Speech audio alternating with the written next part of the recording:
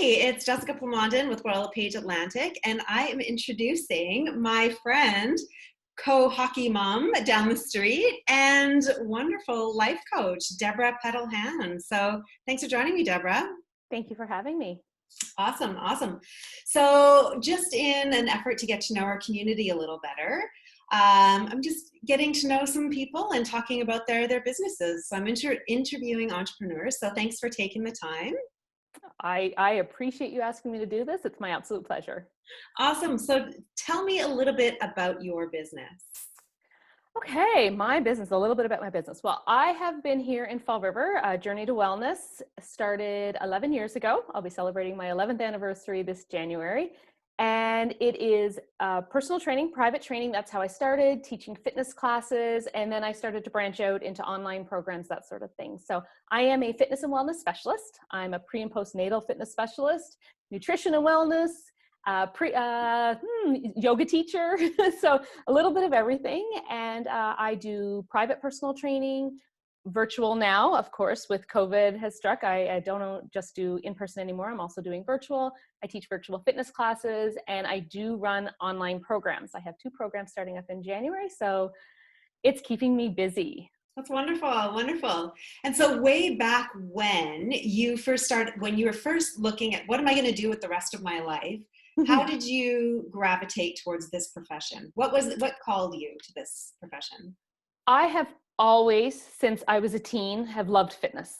I was never huge into necessarily sports in school or anything like that, but I always loved fitness centers and gyms, that sort of thing. It was always a passion I had. I was always loving it right through my teens into my adulthood. I loved being at the gym. That's where I really enjoyed what I did. For the longest time through my 20s and into my early 30s, I actually worked for oil and gas companies in Calgary.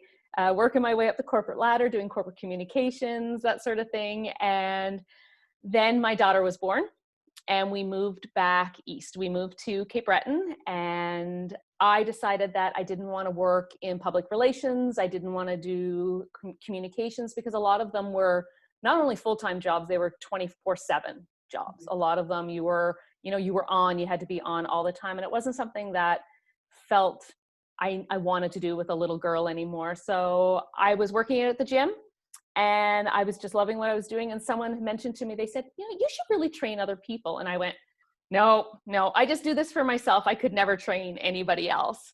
And I remember going home that night going, you know what, maybe I could do this. I love it so much. And everyone tells you to follow your passions. When you don't feel like you're working, when you're kind of doing your hobby and you're getting paid for it, it never feels like work. And that always stuck in my head. And I started looking into what it would take to become a personal trainer, did a couple courses, did really well in them. And I remember the pro trainer that did my practical exam. She looked at me and she said, "You are really good at what you do. Make sure you never undersell yourself because you're so good at this. This is your passion. This is what you're meant to do." And I never looked back after that. It was one of those things that you just know when you've hit something that you are so passionate about. Cool.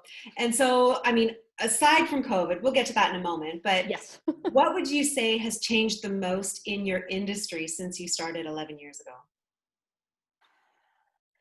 In the wellness and fitness industry, everything's always changing, right? The rules change, what's good, what's not good, what works, what doesn't work. There are new theories, new programs, there's always something coming out. That is a never ending. And I think that's what's really important about this industry is making sure that you're always keeping up with not necessarily you have to do all the newest and greatest and, gimmicky or anything like that, but you always have to be on top of things. You always have to be aware of what the trends are and educate yourself on, do you feel like these theories work? Do you feel like this is something that works? Trying new things, learning new things.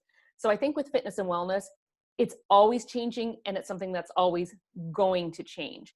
For me personally, my company is called Journey to Wellness, and I purposely named it that.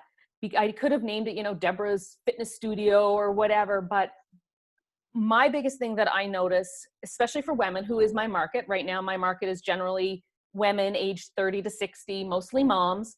It is our wellness, or what we define as wellness, is always changing, Mm. whether it's through pregnancy, whether it's through babies, whether it's through stress, marriage, divorces, menopause.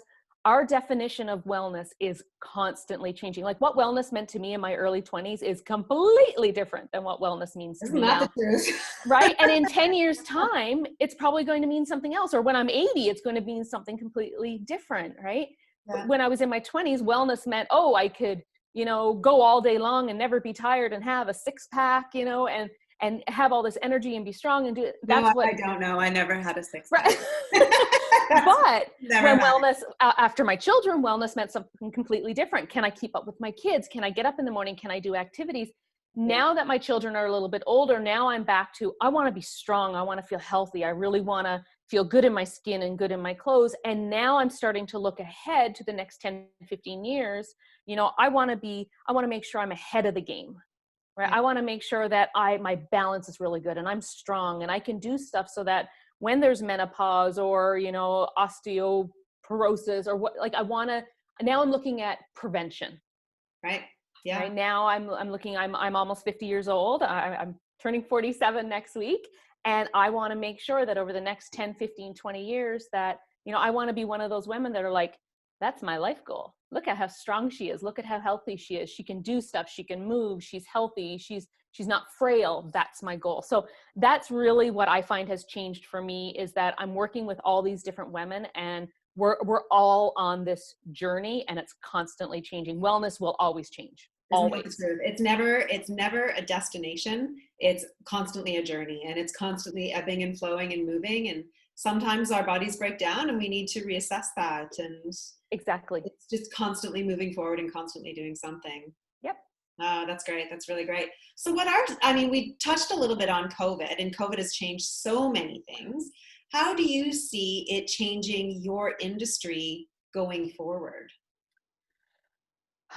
Well, right now, what's happening with a lot of the gyms is there's a lot of restrictions. I had the benefit that I didn't have a gym per se outside where I was paying rent or anything like that. I have a private studio in my home, so I didn't have to worry about those kind of fears that a lot of especially the smaller boutique gyms, there's a lot of restrictions in place now on the number of people, how far apart they can be.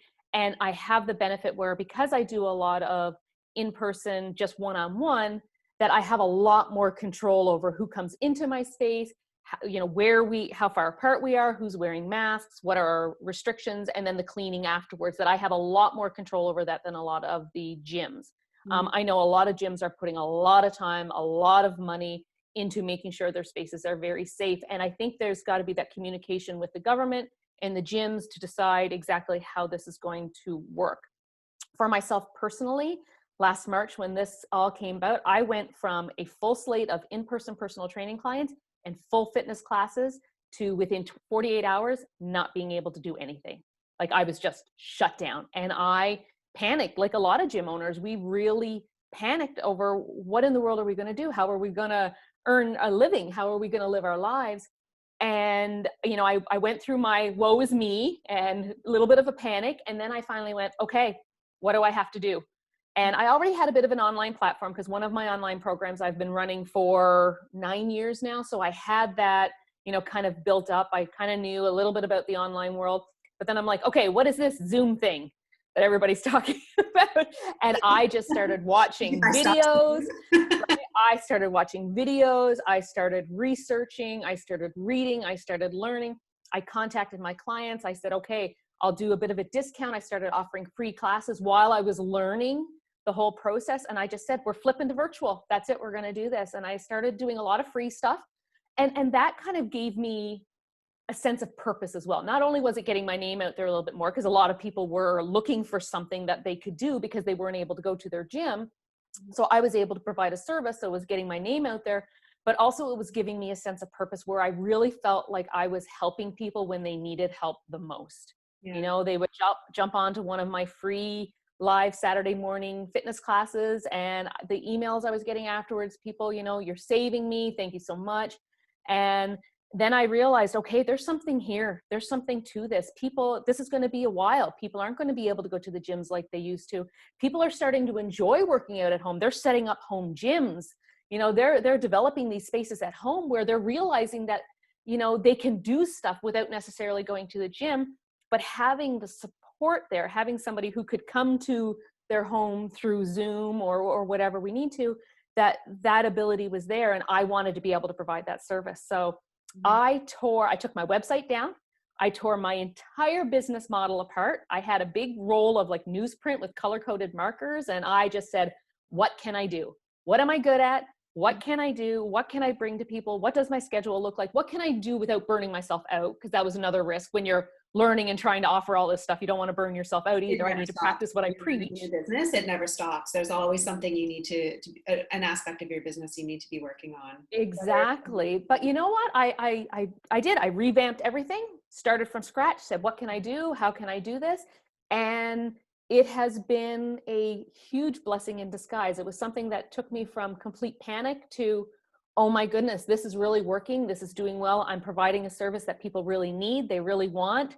And I'm meeting new people all the time. I'm reaching people now that I never would have. I have brand new clients now that are in Alberta and BC and Ontario that I never would have had before, because now I have this virtual platform. Yeah. So that's amazing. It's great because you don't have to travel to the gym either. You get your workout in, and you can take a quick shower, and you can be at your desk in 20 minutes as opposed to driving to the gym and back and forth.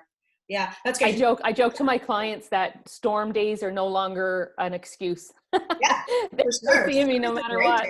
I love them. Get everything no, it's the clock and crack into the white wine. Yeah.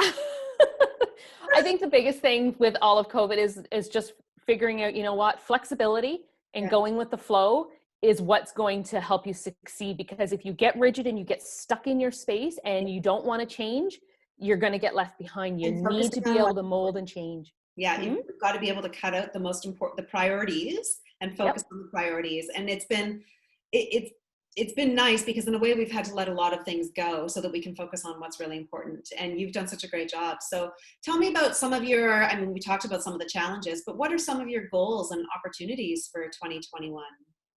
Now that I have this platform where I can go worldwide, I want to reach as many people as possible. Oh, what does that look like?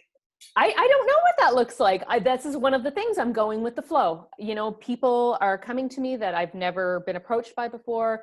I've been doing a lot of presentations for businesses, virtual presentations, health and wellness for businesses, for companies. I'm reaching new people through my online programs, friends of friends. In this industry, a lot of it is testimonial.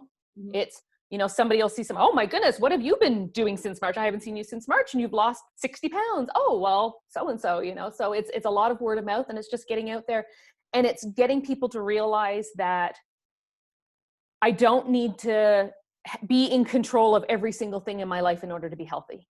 Right. If this is something that COVID and this year has taught us, is that there are things that you have control over. There's a lot of things we don't have control over, and we've got to learn to go with that. But there are certain things you have control over. You have a control over how you eat. You have control over how you move your body. You have control over how you respond to a situation. And I truly feel like that is something that I am bringing to people now. And I just want to bring it to as many people as possible. As many as possible. No limits. Sky's the limit. That's awesome. That's really wonderful. Well, hopefully we'll be able to do those outdoor sessions again when the weather gets nice. Oh, I hope so. I'm really thinking we're going to be going out in the snow. We're going to be so desperate to get outside and do an outdoor workout. I'm ready. You let me know when that is. Awesome. Well, thanks so much for chatting with me, Deb. It's a pleasure as always. And I look forward to getting into that studio myself pretty soon. That'll be nice. All right. Talk soon. Okay. Thanks.